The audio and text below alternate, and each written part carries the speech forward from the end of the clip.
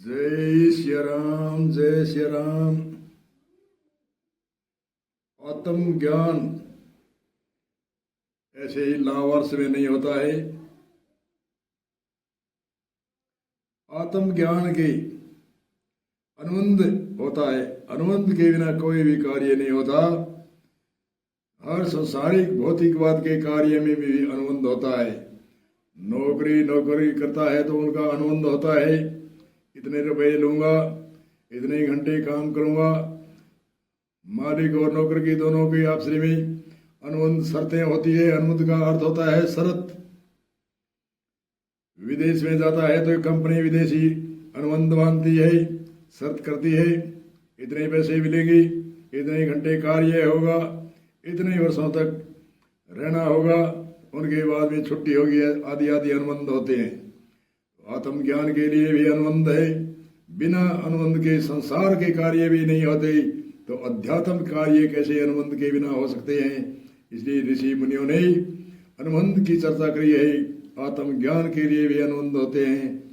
पहला अनुबंध है अधिकारी। अधिकारी होना चाहिए।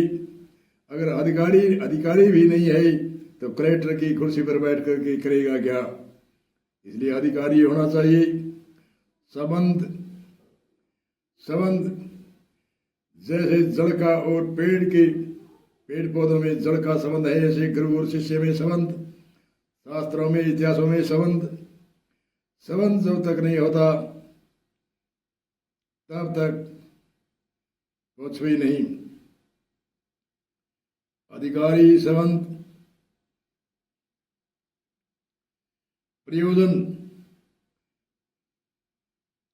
प्रयोजन यानी फल। अधिकारी कैसे होना चाहिए। सम दम आदि विवेक। सम मन को रोकना, दम इंद्रिय को रोकना, और विवेक सत्य असत्य की निर्णय करना। ऐसे ही गुरु से संबंध, जैसे जल पौधा का संबंध होता है, पेड़ का संबंध होता है। विषय कोई न कोई अधिकारी संबंध, विषय और प्रयोजन। विषय यानी कोई न कोई विषय होता है।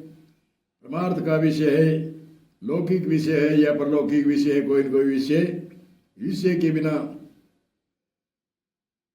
कोई कार्य नहीं होता। विषय कोई न कोई विषय होता है। जैसे कोई खेती करता है तो खेती का विषय क्या है, विषय है।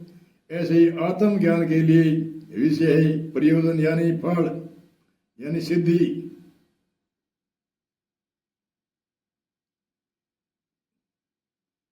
विषय यानी मैं ये काम करता हूं, आत्म ज्ञान के लिए करता हूं। इसलिए आत्म ज्ञान के चार अनुबंध ज्ञानी कहते हैं। मद विक्षेप जाके नहीं है, किंतु एक अज्ञान एक होता है। वह गुरु की शरण में जाते ही अंधकार दूर हो जाता है। तीन दोष होते हैं, मल विक्षेप और आवरण। निष्काम होकर काम करते हैं, मल दोष दूर होता है। उपासना से विक्षेप दूर होता है, ज्ञान से आवरण दूर होता है। वे चार साधन सहित अधिकारी सब पढ़े आत्म ज्ञान करने के अधिकारी होता है। मल विक्षेप आवरण, जन्म जन्मांतर के कर्मों का मल। विक्षेप यानी फैल गया, आवरण मतलब उसके ढक्कन लग गया, जैसे झिल्ली आ गई। मल विक्षेप आवरण ये बताए हैं। उपासना से, निष्काम से, गुरु भक्ति से और सत्यवेद गुरु में विश्वास से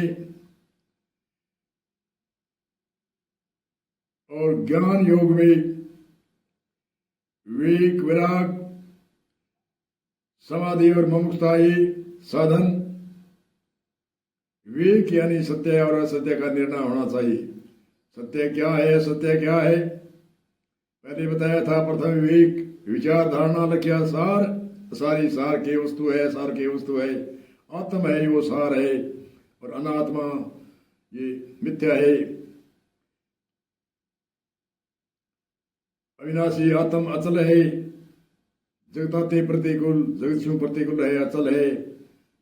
अविनाशी आत्म अविनाशी है, अचल है, चलायमान नहीं है। संसार चलायमान है और प्रवर्तनशील है, बदलता रहता है, होता रहता है, मिथ्या है। विवेक वैराग ब्रह्म लोकन लो भोग जो चाहिए समर को त्याग। ब्रह्म लोक यानी तीनों लोकों का जो संसार के भोग है, ब्रह्म लोकन लो भोग चाहिए समर को त्याग। वेद अर्थ ज्ञाता अपनी लिखे कहे ताई बैराग। ब्रह्मादिक का भोग नित्य, ब्रह्मादिक कहते हैं तीनों लोकों का सामूहिक भोग की चर्चा। आदि हम कहते हैं अमुख आदि, तो कईयों का बहुवचय है। ब्रह्मादिक कहते हैं ब्रह्मा विष्णु महेश, रजोगुण तमोगुण सतोगुण, तीन गुणों से जो भौतिकवाद संसार की रचना है, इनके भोग है। ब्रह्मादि का भोग अनित्य है, इनका नित्य नहीं है। तीनों गुणों के तीनों लोगों के भोग है, वो अनित्य है। त्यागो लख बेकारी, इनको बेकार करके इनका त्याग करो। निर्विकार आत्म अविनाशी, आत्म है वो निर्विकार है, कोई विकार नहीं। निर्विकार आत्म अविनाशी है, नाशवान नहीं। ये वैराग उर्धारी कहते हैं, हृदय में ऐसे धारण करो, उनको कहते हैं वैराग। सम कहते हैं मन को रोकने के लिए। दम कहते हैं इंद्रियों को रोकना। समदम श्रद्धा, सत्य वेद और गुरु में श्रद्धा है यानी विश्वास दृढ़।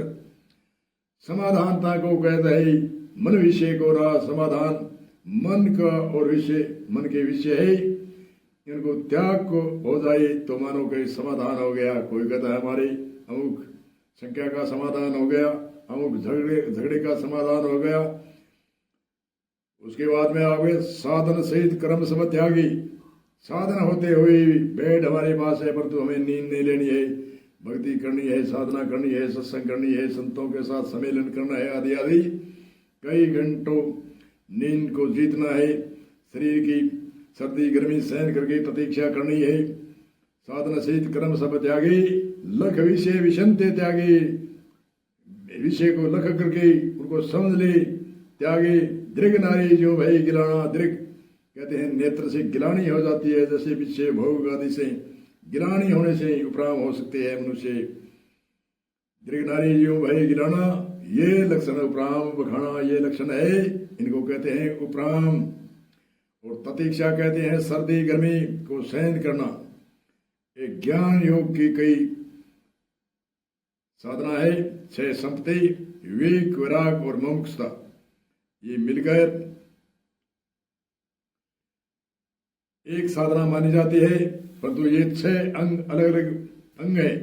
ये 6 अंग पूर्ण होने पर विवेक कहा जाता है। अमुक आदमी विवेकी है, विद्वान है। इसलिए अनुबंध की चर्चा करी। अनुबंध यानी शर्त, भौतिकवाद में भी शर्त होती है, तो आत्म ज्ञान में अनुबंध यानी शर्त क्यों नहीं होती।